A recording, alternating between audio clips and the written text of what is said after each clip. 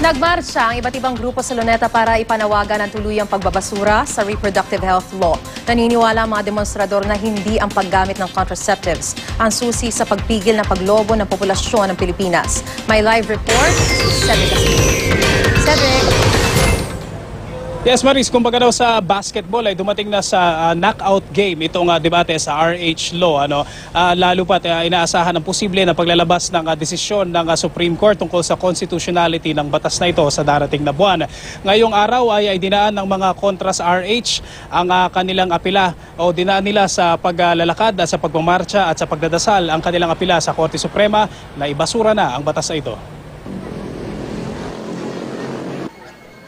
Maganda raw sana ang reproductive health o RH law, pero yan ay kung tatanggalin sa batas ang provision na pagmamahagi at umano'y sapilitang paggamit ng contraceptives. Ito ang paniwala ni Father Bernard Nolasco, isang pro-life at pro-family advocate at kontra sa pagpapatupad ng RH law.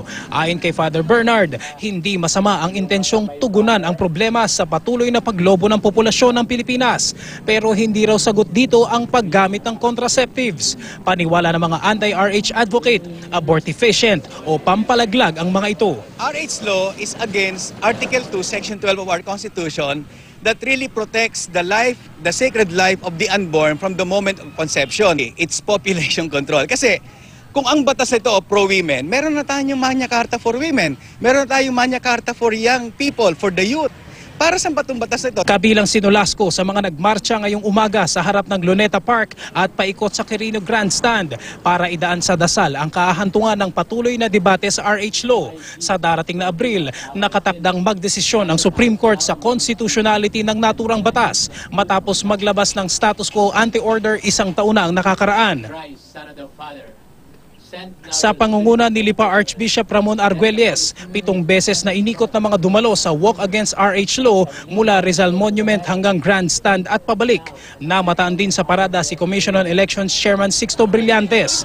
Panawagan ng grupong Pro-Life Philippines sa Korte Suprema, tuluyan ang ibasura ang RH Law. Pero sakali man daw na ideklara itong constitutional, hindi raw doon magtatapos ang kanilang laban. So I hope the justices can discern, we're not pressuring them, but look at what the impact will be not only next year, next 10 years, but the long term.